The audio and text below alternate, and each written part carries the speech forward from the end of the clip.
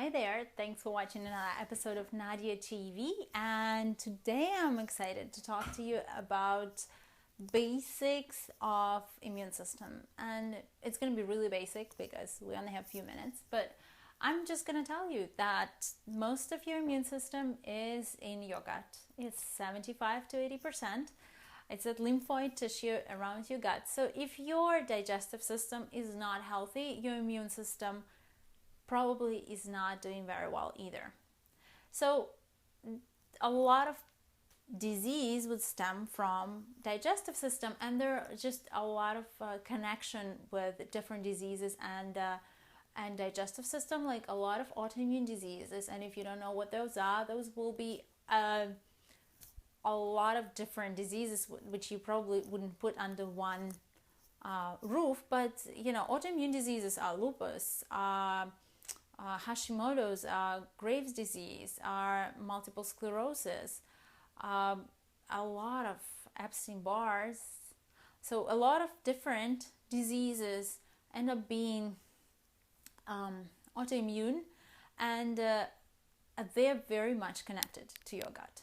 So gut is a big part of your entire system. And you know me, I'm big on food sensitivities. I'm really big on that. And you can join me in my Facebook group. I'm gonna link it down below or up here or both.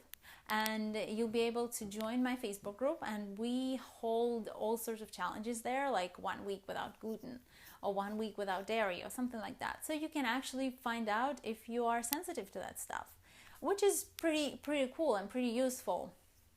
But for a lot of people who actually have leaky gut syndrome, which is, tiny little holes in your intestines. I know, sounds really weird and gross, but that happens to a lot of people. It can happen because of different reasons, but overgrowth of bad bacteria for one, and all sorts of different things that wear out, the glue inside your digestive, inside your intestines kind of wears out because of the foods you're eating, and it just starts wearing out, and it creates little tiny holes.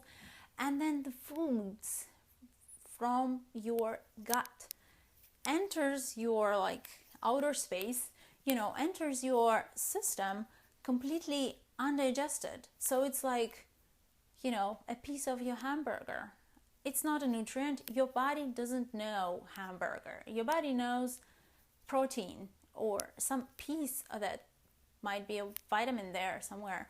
But it would know the actual, stuff that comes from it. There will be vitamins, minerals, or some kind of structure, but your body doesn't know the actual food. The actual food is an invader. The actual food is treated like a bacteria. If you throw in actual food, all over your body inside, it's not going to be taken as normal. It's going to create inflammation. Your immune system suddenly goes on high alert and says, invader, invader, invader, and let's kill that thing. So if you're constantly eating those foods that create that reaction, because if you have this leaky gut syndrome, there will be some foods that actually create this inflammatory reaction in your body. And for people who have leaky gut syndrome, it can be a lot of different foods.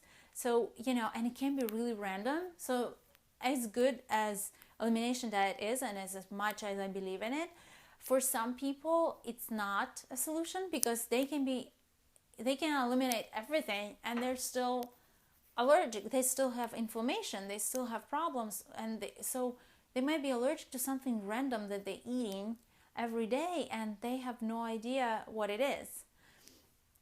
If you work with somebody like me or another health coach or health counselor, sometimes it's possible to pinpoint specific foods that you eat every day and actually try to take them out. It's kind of hard, but it's useful, because if there is one type of food that you eat every day and you have inflammation, usually it's not one type of food. It's usually a lot of different types.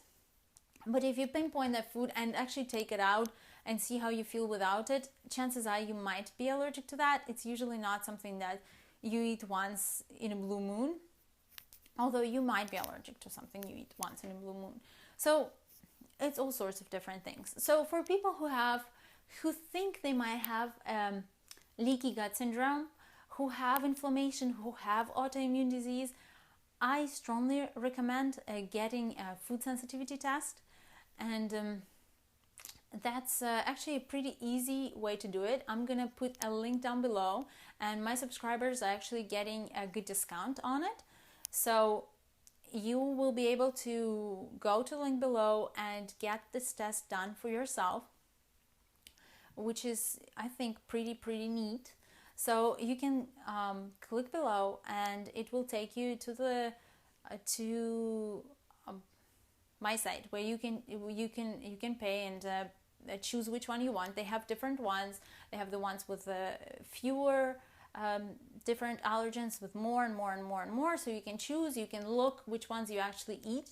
Because maybe you only eat from the list of 50. Maybe you don't eat 300 ingredients. So maybe for you it doesn't make sense to be tested for foods that you never ever eat. So just look, like, what do you think? What do you think you might be sensitive to? Pick that one. Then you are actually going to pick out a place where you can go, and they're going to take your blood.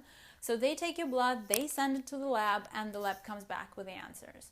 Pretty easy, pretty straightforward. It's very good to get that done, and this way you can actually eliminate that food and then follow the protocol with me on how to recover your digestive system fully.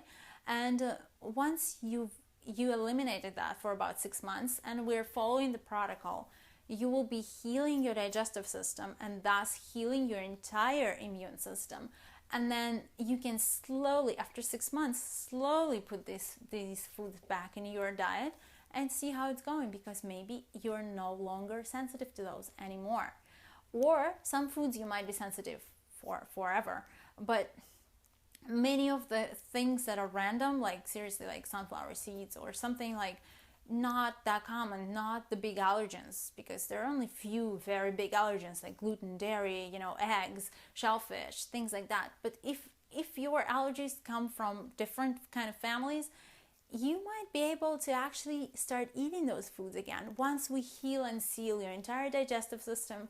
Once you're there, once you're healthy and your immune system is acting normal, the particles of food will no longer float in the outer space of your body, so your body will not have to attack it anymore. So I hope that was pretty simple and straightforward, and I hope that was helpful. And again, if you want to get the food sensitivity testing, go below and you'll be able to actually get a good discount on it, because through my site. So I'll be very happy to help you with that. And leave the comments below. Thanks so much for watching. Bye.